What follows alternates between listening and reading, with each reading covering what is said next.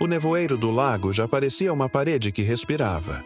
Quando a equipe de engenharia abriu a capela da barragem, ninguém imaginou que sob aquela água verde havia um coração parado, pronto para voltar a bater.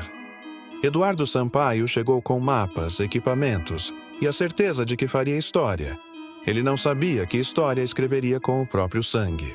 Na primeira descida, Joaquim, veterano dos mergulhos, seguiu o guia eletrônico até onde o sonar desenhou colunas perfeitas, arcos que pareciam o esqueleto de uma cidade.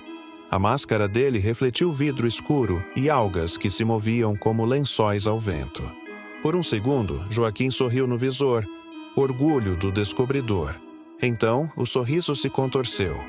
A câmera interna gravou um rosto que não era humano, pálido e esculpido em água, olhando através de uma janela submersa direto para ele. Joaquim emergiu chorando, com marcas finas de unhas no pulso, dizendo uma só frase antes de apagar. Ela me chamou pelo nome. Eles tentaram racionalizar. O segundo mergulho acabou numa luta por ar. A voz que saía do regulador não era das pessoas da equipe. Era um coro gutural que crescia, vindo das profundezas, como se o próprio lago respirasse por cordas vocais. O tanque de um mergulhador vibrou com algo que não era bolha. Era um toque, leve, mas decidido, contra a parte externa do cilindro, como se alguém por fora tamborilasse para pedir socorro. Quando puxaram-no de volta ao barco, seus olhos estavam outrora humanos, agora crateras vazias, e ele murmurou um nome que ninguém reconheceu. Nome esse que naquela noite começou a pipocar nas anotações de Eduardo, escrito com caligrafia que não era sua. Obcecado, Eduardo voltou sozinho antes do amanhecer. A última gravação encontrada no gravador submersível mostrava-o descendo por um corredor de pedra, o foco trêmulo da lanterna dançando entre relíquias. Uma torre afundada, contornos de vitrais, um sino encravado em coral. E pessoas sentadas nas janelas abaixo da água imóveis como estátuas que respiravam. Eduardo tocou o sino com a ponta do pé, e pelo microfone veio um som que atravessou até o peito de quem ouviu depois. Um tilintar longo, distorcido, que soou como se os próprios ossos estivessem cantando. A barca balançou quando as correntes mudaram. As cordas estalaram. A névoa na superfície ficou densa, como se alguém soprasse do fundo.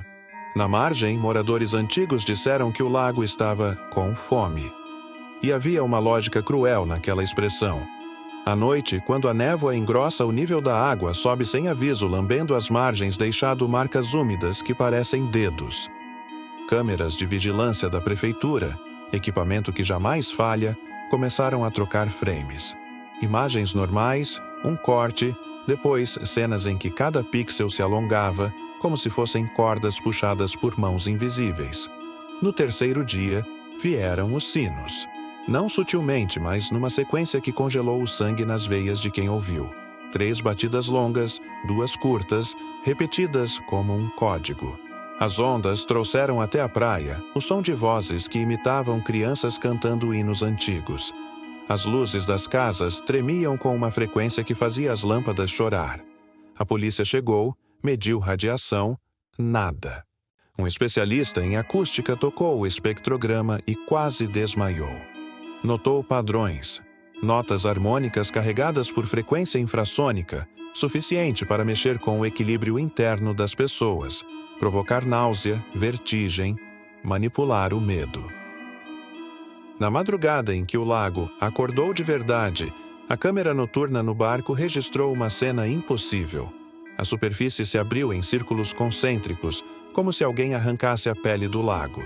Do centro, uma estrutura ascendeu, uma torre inteira, coberta de nácar e inscrições que pareciam mover-se quando você piscava.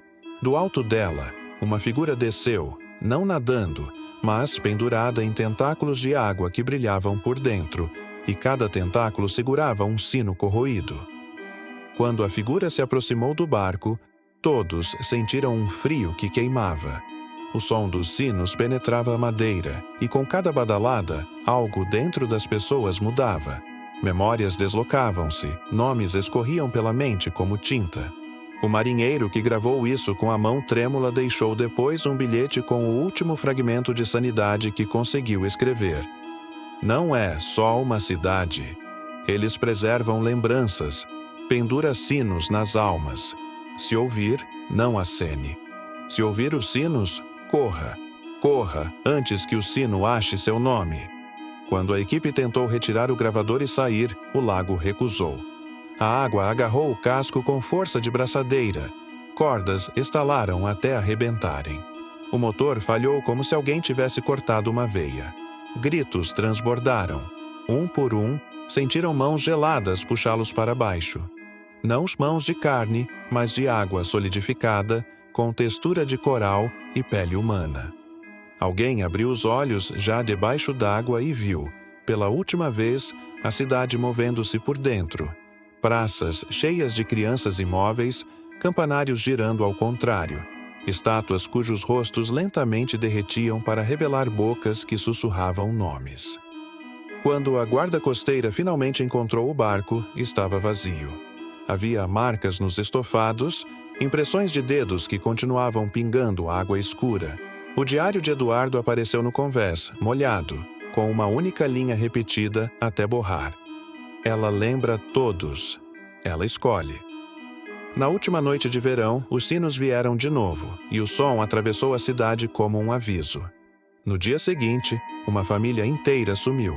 As pegadas levaram até a água, e, subitamente, não havia mais rastro algum.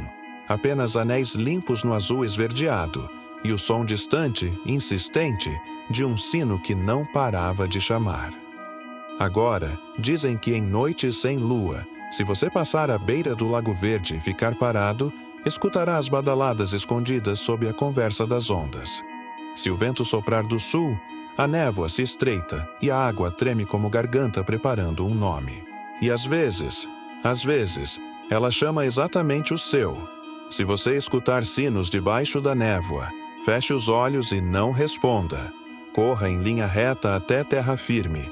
E se porventura, ao chegar em casa, não reconhecer a parede do seu quarto ou lembrar de um nome que não é seu, não procure explicações. Apenas deixe o telefone desligado e me encontre na próxima história, se você ainda lembrar quem é. Se a sua curiosidade te trouxe até aqui, inscreva-se. Mas, aviso, alguns ecos acordam demais quando você escuta.